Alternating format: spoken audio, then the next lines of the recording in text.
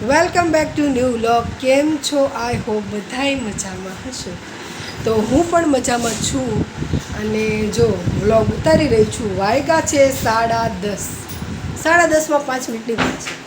પણ જો આપણને શું, હું કરાવું છું માતાજીના દર્શન મારા ચાઉનમાં અને માધવ અને ધ્રુવી એઝ યુઝ્યુઅલ ઝૂલા ઝૂલા ઝૂલા.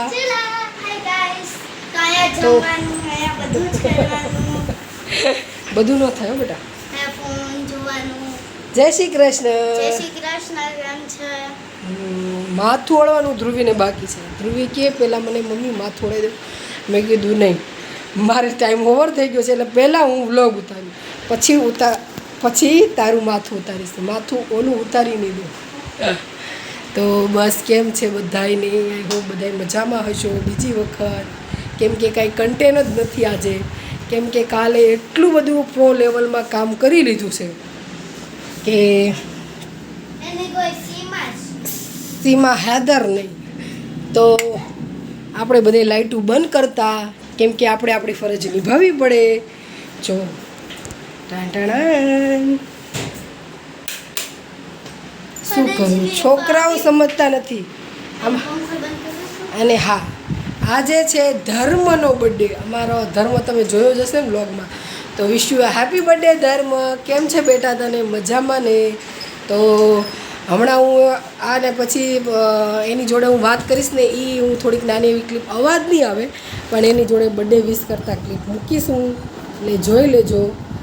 બસ આજે એ છે. જમવામાં આજે શું બનાવવાનું છે? ગુવાર છોડી અને ગુવાર બેય પડ્યું છે. તો મને એમ લાગે છે કે આજે થોડુંક હેવી બનાવું, જાણે કે અડદની દાળ છે કે એવું બધું, બીજી કાંઈ વસ્તુ, દાળ ફ્રાય, જીરા રાઈસ છે એવું. અને છોલેનું શાક ને એવું તો અત્યારે બને એમ નથી, કેમ કે રાતે બધું પલાળવું પડે. ચણાનું શાક છે એવું આજે હેવી બનાવું, કેમ કે આજે હું અને ચેતન બે વહેલા જાગેલા છીએ. 4 વાગ્યાના. એને ઊંઘ ઉડી ગઈ હતી એટલે પછી આપણને તો ઉઠાડે એમ કે મને ઊંઘ નથી આવતી, ચા બનાવી દે ને આ ને તેને ફલાણું ઢીંગું. એટલે મને એમ કે ખાઈ પીને સરસ મસ્ત જમવાનું બનાવી ખાઈ પી અને સૂઈ એટલે સરસ નીંદર આવી જાય. ધ્રુવીબેન ચાળા પાડે છે મારા, કાંઈ વાંધો નહીં. તો સવારની એ તો તને કહું છું, તું ખોટું બોલતી હતી, ખોટું સમજતી હતી. એટલે એ વાત છે. મેં તો ભાખરી નથી ખાધી. મારે એવું ઓછી ખબર એવી છે શરીરનું કે હું વહેલા જાગું, રાત ઉજાગરો કરું એટલે મને ઉલટીઓ ચાલુ થઈ જાય, જમવાનું ભાવે નહીં. આજે મેં સિર્ફ ચા પીધી છે એટલે પેટમાં તો એટલો ખાડો પડેલો છે ને એની વાત જવા દે. હે ને તું? મારે એક વાત કેવી છે કે કોઈ ઘરમાંથી બહાર ન નીકળતા, ગરમી બહુ છે, નકવી તમને ઝાડા ઉલટી થઈ જાય, સમજી લેજો, દાખલ કરવા પડશે. હા, અહીંયા અમારા ફ્લેટમાં એવું છે કે ગરમીનું પ્રમાણ થોડુંક એવું વધારે છે.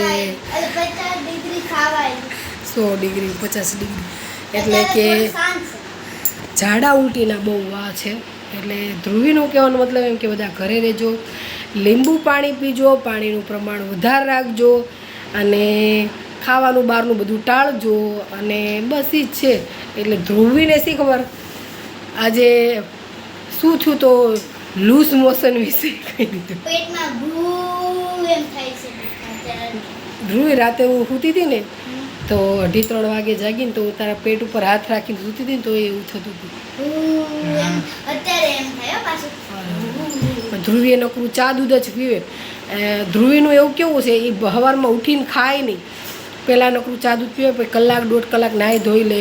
અને માધવ તો છે નહીં એટલે માધવની સેવા બેને મૂકી દીધી છે નહીં તો પછી બિચારી કરે, નકર તો પહેલાં સેવા કરે, નાહી સૌથી પહેલાં ચા દૂધ ન પી લે, પહેલાં નાહી ધોઈ લે, ઉમરા પૂજે, દીવાબત્તી કરે, પછી ઉમરા પૂજે, કાનાને તિલક કરે ને એવું બધું કરે. મને ચાંદલો કરે, આજે એ ચાંદલો નથી એટલે તો જળ ચડાવવા જાઉં, બધું કરું. પેલા ઉઠું, નાવ ધોઉં, પછી કાનાનું જળ ચડાવવા જાઉં, પછી થોડુંક પાણી રાખું, પછી પાણી નીચે ઓલું ત્યાં તુલસી છે ને ત્યાં જળ ચડાવવા જાય અને ઉમરા પૂજે. પછી જે બધાને ચાંદલો બાંડલો બધાને થઈ જાય પછી એ ચાંદલો કરે, પેલા મને કરે. બે માધવને માધવ એને કરે પછી છે ને અમને કરે. નેન્સી તો નથી કરતી, એના પપ્પા ન હોય એટલે એને ન કરે. પછી ધ્રુવી કરે. એટલે એવી રીતે એનું જે દિવસની દિનચર્યા છે એ સ્ટાર્ટ કરે. પણ હમણાં તો માધવ છે ને એટલે 1 મહિનો થઈ ગયો. મારે તો છે ને મારે માધવ નથી ને તો આખો દી રમાડતી હોય હિંચકા. મારે તો મેં કીધું હિંચકો આવ્યો ત્યારે જ માધવ નથી તો હું હિંચકામાં બેઠાડતી ધ્રુવી તારે હિંચકો હતો ને એવો જ આપણે હિંચકો હતો એટલે માધવનો એટલે. પણ મારે એવા નાના એવા બાલ ગોપાલ હતા ને એટલે એમાં છે ને આમ દેખાતા નહોતા ને એટલે મેં મારા સાસુને મોટા એટલે 1 વેચ જેવડા છે એટલે એને મેં આપી દીધો કે એમ કે ઈ હિંચકે.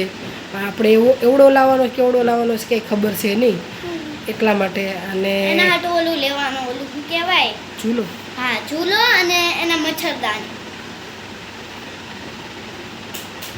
એટલે ફરમાઈશ તો થઈ ગઈ છે અને બસ હવે ક્યારે મારી ધ્રુવીની ફરમાઈશ પૂરી થાય. અત્યારે જ લઈ આવી પણ મેં એવું અંદર એટલે મેં ચેતનને એમ કીધું છે કે આપણે માધવ લેવો છે તો આપણે ડાકોર જઈને જ લેવો છે એમ. કેમ કે મેં 2 જગ્યાએ સાંભળ્યું છે કે આપણે બાલગોપાલ લઈને બાલગોપાલ લઈને તો આપણે ડાકોર જઈને દ્વારકા છે પછી એવી રીતે જગ્યાએ જઈને લો ને તો સારું. તો આપણે એવી રીતે લેવાનો છે પણ હમણાંથી ચેતનને સવારે ટાઈમ નથી અને ગરમીનું પ્રમાણ એવું છે ને તો અમે એવું વિચારીએ છીએ કે સવારમાં વહેલા જઈને તો 11-12 વાગતા આપણે ઘરે આવતા રહીએ. એટલે એટલા માટે રહી જાય છે. નકર તો માધવ તમે જોયા આવ્યા હતા હવેલી પાસે દુકાનો હોય ને એવી રીતે અને વ્યવસ્થિત બધું નક્કી કર્યું હતું. પછી એમ કે કેમ કે સારો દિવસ જોઈને જવાનું હતું એવી રીતે પણ મને 1-2 જગ્યાએથી સાંભળવા મળ્યું એટલે પછી પોસ્ટપોન કર્યું અને ડાકોરથી કે એવી રીતે જગ્યાએથી લેવાનો છે. અને જેવી હરી ઈચ્છા જો હવે ભગવાનને ડાકોરથી આવવું હોય તો ડાકોરથી, નકર તો આપણે હવેલીથી લાવશું. પણ હવે બહુ રાહ નથી જોવી હે ને ધ્રુવી? હા પણ ગલ્લો છે ને આખો ભરાઈ જાય ને પછી કાનો લઈ ઉભા રહે. હા એટલે ધ્રુવી એ બતાવવું નથી ગલ્લો લાવી છે એ કે મમ્મી તું મને ગલ્લો લઈ દે ને તો એમાં પૈસા ભેગા કરું એટલે કે છે ને ડોરેમોન મારું ફેવરેટ કાર્ટૂન. એટલા માટે સમજી જાવ તમે. વધારે તો કેવું નથી તો ચલો. આમાં થોડોક પૈસા છે એ હાલો તો ચલો હવે મળીએ બપોરે. તો વાગી ગયા છે 11:30 અને અમારે ત્યાં આવ્યા છે મોંઘેરા મહેમાન. નેન્સીની બેનપણી આવી છે સ્કૂલેથી. કેમ છે? એનું નામ પણ નેન્સી જ છે. આ બાજુ દેખા કેમ છે? આ જો મારે નેન્સી, આ નેન્સી અને એની બેન છે ધ્રુવી અને મારી ધ્રુવી.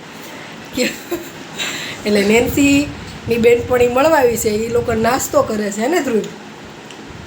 કેવું લાગે છે નેન્સી તારી બેનપણી આવી છે તો? કેમ છે નેન્સી તને? સારું. તો એ લોકોને વાતું કરે. મળીએ પછી. જો આજે ધર્મનો બર્થડે છે અને હું એને વિડીયો કોલમાં હેપી બર્થડે વિશ કરું છું પણ એ જો ઊંઘમાંથી ઉઠ્યો છે એટલે કાંઈ બોલતો નથી ને એને નવી ઘડિયાળ મળી છે એટલે એમાંથી ટાઈમ બતાવે છે, શો ઓફ કરે છે. જો એટલો શાતીર છે ને એની વાત જવા દો. એનો બર્થડે છે તોય તે માન માંગે છે. ધ્રુવીને બોલાવી તોય ધ્રુવી સામે જોયું હસું પણ બીજું કાંઈ કહેતો નથી. એટલો ડાયો છોકરો છે. ભગવાન એને લાંબી ઉંમર આપે અને પ્રભુતામાં એ પગલાં ભરે ત્યાં જાય એને સફળતા મળે એ મારા આશીર્વાદ છે. તમને બીજો બેકગ્રાઉન્ડ અવાજ આવતો હશે, શું કરું કેમ કે ટાઈમ જે એકલો રહેવાનું હોય ને એમાં મળતો નથી એટલે કાંઈ વાંધો નહીં. કાંઈ વ્યક્તિને કહેશું નહીં કે અવાજો છોકરો. જો દીકરો કેવો સરસ મજાનો નાહી ધોઈને ચાંદલો કરીને કેવા ચેક્સવાળા કપડાં પહેર્યા છે. એટલે હેપી બર્થડે ધર્મ.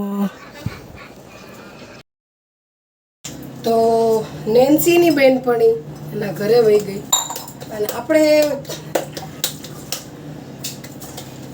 કામે વળગી ગયા છે અને અડદની દાળ બાફી નાખી છે. આજે જુવાર બાજરીના રોટલા, અડદની દાળ, મરચાની અને મૂળાની કાસરી, ડુંગળી ટમેટાનો સંભારો અને છાશ બનાવવાનું છે.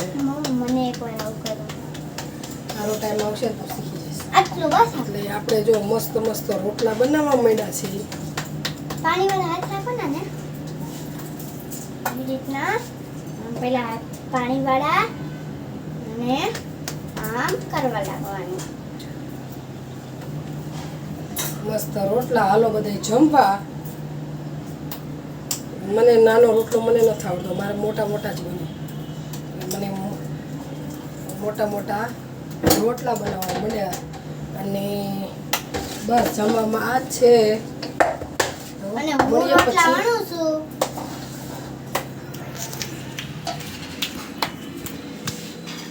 આવડતું નહીં, નાનું કરી નાખો રોટલા, ચીપકી જાય. નો મને તો શું કરવું. તો જો મસ્ત મજાની અડદની દાળ, કાસરીવાળા મરચાં અને છાશ અને મસ્ત મજાનો રોટલો, ડુંગળી ટમેટાનું સલાડ. હાલો બધાય જમવા.